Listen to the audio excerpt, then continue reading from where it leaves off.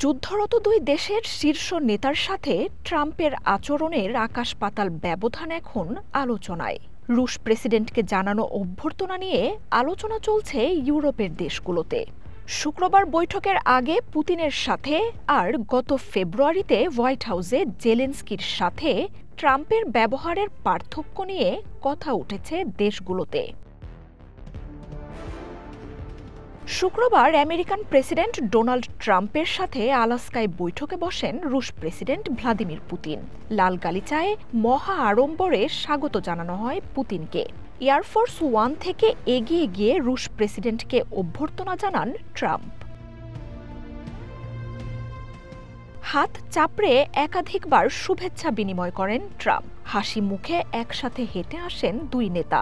আমেরিকার গর্বের প্রতীক B-2 বম্বারের March পাস্টে বরণ করা হয় ভ্লাদিমির পুতিনকে। এমনকি ট্রাম্পের সেই বিখ্যাত বিস্ট গাড়িতে করেও একসাথে বৈঠকের উদ্দেশ্যে রওনা দেন তারা। পুরোটা সময় জুড়েই ট্রাম্পের মুখে ছিল উষ্ণ হাসি।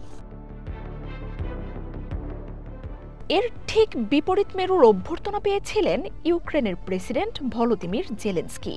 ট্রাম্পের ক্ষমতা নেয়ার পর গত ফেব্রুয়ারিতে হোয়াইট হাউসে যান যুদ্ধরত দেশটির প্রেসিডেন্ট। হোয়াইট হাউসের দরজাতেই নিজের পোশাক নিয়ে তীব্র সমালোচনার মুখে পড়েন এই নেতা। এর পরের ঘটনা তো ছিল আমেরিকার ইতিহাসেই নজিরবিহীন। দেশটির প্রেসিডেন্ট ভাইস প্রেসিডেন্ট মিলে তীব্র বাকযুদ্ধে জড়ান জেলেনস্কির সাথে। শারীরিক সংঘাতের ঘটনা না ঘটলেও কোনো রাষ্ট্রপ্রধানকে এভাবে অপমান করা কোনো অংশেই শারীরিক আঘাতের চেয়ে কম ছিল না। সরাসরি সম্প্রচারে বিশ্বের কোটি মানুষের সামনে জেলেনস্কির এমন অপমানে ফুঁসে ওঠে অর্ধেক বিশ্ব।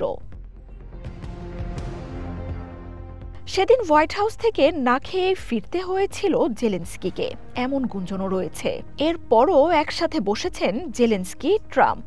তবে ভ্যাটিকানে এই দুই নেতার বৈঠক ছিল আরও সাদামাটা।